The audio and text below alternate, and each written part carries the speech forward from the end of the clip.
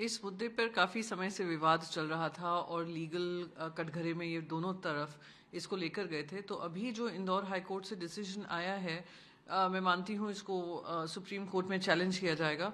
पर साथ ही साथ जो 11वीं सेंचुरी का ये मंदिर है, जिसकी जो आइडल थी, मेन आइडल थी, वो ब्रिटिशर्स ले गए थे, ब्रिटिश म्यूजियम में अभी भी हैं। तो उसके अनुसार जो रिपोर्ट आई है उसके अनुसार डिसीजन लिया गया है। पर सवाल यही होता है कि जो अब तक हम देख रहे थे कि मंगलवार को मंदिर की पूजा होती थी और शुक्रवार को जो नमाज पढ़ी जाती थी वो अलाउ किया हुआ था, तो वो किस तरीके से प्रभावित होगा। और इसके चलते, इस निर्णय के चलते कि कहीं राजनीतिक तुष्टीकरण करने की इच्छा में या राजनीतिक डिविजिवनेस जो होता है राजनीति को चलते, जो हम देख रहे हैं कि भारतीय जनता पार्टी ने उसको पूरा अपना मॉडल बनाया हुआ है कि कैसे हिंदू बनाम मुसलमान करें, कहीं ये डिसीजन उसी विवाद के घेरे में ना आ जाए। और अगर ये होता है तो बहुत ही दुर्भाग्यपूर्ण मध्य प्रदेश के लिए होगा। मैं उम्मीद करती हूँ कि हर पक्ष अपना संयम बरतेगा और हर पक्ष ये कोशिश करेगा कि जिस तरीके से पीसफुल तरीके से इसको रिजॉल्व किया जा सके उसको रिजॉल्व किया जाए, ना कि किसी तरीके से चिंगारी लगाने का काम करेगा, राजनीतिक फायदा उठाने का काम करेगा या रिलीजियस उन्माद फैलाने का काम करेगा। बस यही अपेक्षा है कि इंदौर हाईकोर्ट ने जो डिसीजन लिया है वो डिसीजन जिस आधार पे लिया है उनके कारण रहे होंगे। साथ ही साथ अगर ये सुप्रीम कोर्ट तक मामला जाता है तो क्या निष्कर्ष निकलेगा वो देश के सामने आएगा। I think the High Court judgment that has just been delivered by the Indore bench also is a long-standing dispute that has been between the temple and the mosque premises, and there was a long understanding for many years of Tuesdays being allocated to Hindus to be able to do their puja within the temple premises and to carry out the namaz in the Muslim side of the mosque side of the premises was for every Friday. I believe that it also led to disputes. It was being heard in the court. I'm assuming this will go up to the Supreme Court. It would be unfortunate if this decision creates any kind of disharmony in the society, especially in Madhya Pradesh right now, and it will be handled with the sensitivity it deserves, and the law and order is not disrupted, and no political point scoring is done out of this verdict. My hope is that both sides will sit across the table and take a decision which is in the larger interest of the state, of the nation, and ensure that no protest or violence erupts out of it. It is a sensitive issue. It has been a long-standing dispute, and it has come to some kind of conclusion which can be open for scrutiny and challenge later.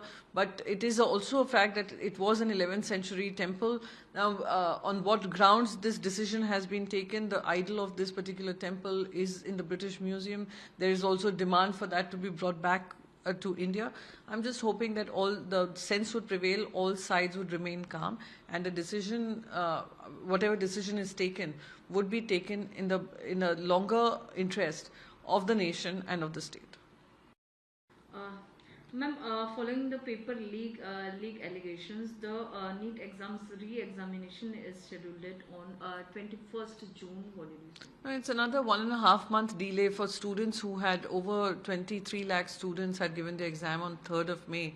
For them to now wait for another 1.5 months, the mental agony, the mental stress that they will have to go through is something that only the person who's sitting for this exam would know. But it is unfortunate that repeatedly we are seeing how paper leaks are impacting the youth of this country. On one hand, they face joblessness for the future as well as currently. And on the other hand, when they're trying to get a medical seat, they are failed by the system that exists. Again, the CBI investigation is pointing a finger towards an internal sabotage, an internal paper leak that has happened, and they're holding somebody internally within the NTA responsible for it.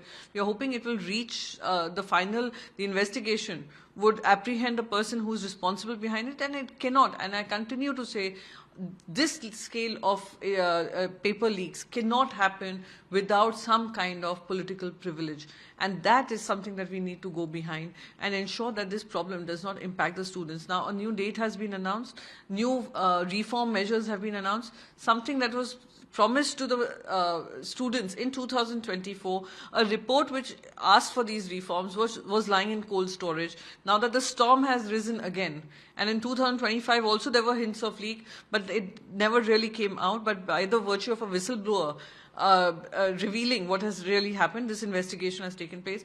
Now I just hope that on 21st of June, the students will be able to, in a transparent manner, be able to give their exams without any fear of paper leaks, without any disadvantage that the students find themselves in. It is conducted peacefully and it is conducted in the right spirit, and it takes away the mental stress that the students are going through. And I wish them all the very best. I know it is a tough time, but I can only tell them that every struggle leads to success, and continue to be strong.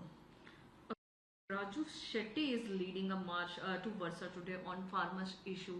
What did you say on this? No, it is unfortunate that recently we were reading in the newspapers that on one hand, the people are facing the brunt of inflation, a higher cost of living in terms of fruits that they buy, vegetables that they buy, the daily needs that are being bought has shot up by the virtue of the Middle East crisis. At the same time, farmers are not getting the money for their produce. We saw how onion sellers are forced to sell it not at below cost prices itself. So it gets difficult for them to sustain their own livelihoods.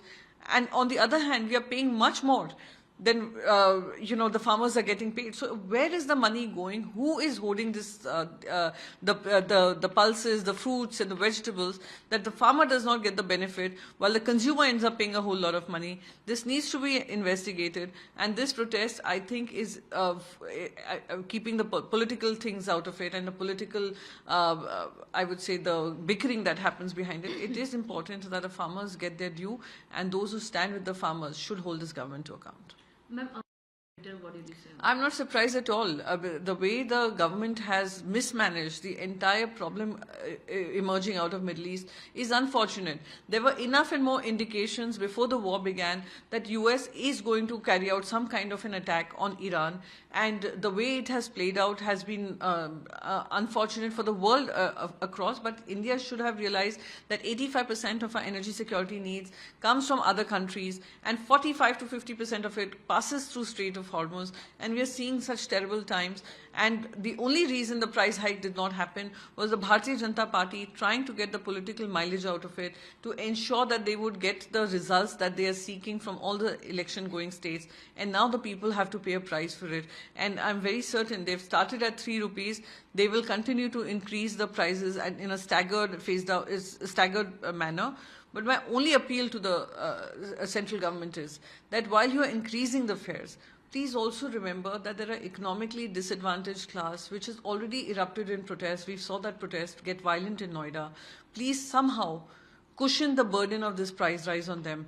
There are people where it has created joblessness, where many industries which are dependent on gas have shut down and migrant laborers have been forced to go back home. We have seen protests break out in Noida where they were saying that their incomes do not match the expenses that are happening. So somewhere, these people who are at the margins of the economic growth story of India would get some support from the government of India. Okay. Ma'am, Sharad Pawar demands all party meet over PM Modi austerity call. What do you think? The austerity measures that the Prime Minister was speaking about, he asked the entire nation to go on an austerity drive, and then we've seen a lot of photo ops taking place by the ministers trying to show that they've cut down on their entire cavalcade. Please understand that we needed to rationalize the cavalcade movements that happen, whether it is in Delhi, whether it is in Mumbai, or any of the capital cities of the country.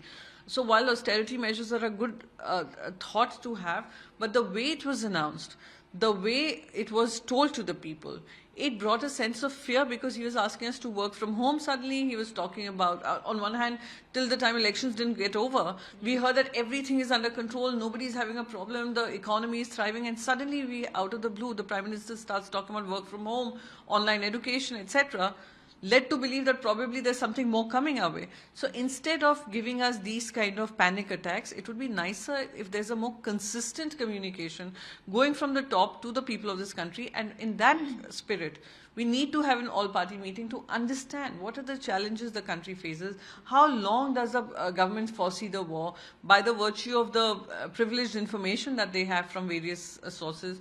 We need to know so that we prepare in a united manner, in a manner that the nation does not suffer at the cost of a war in which we have nothing to do. Yes.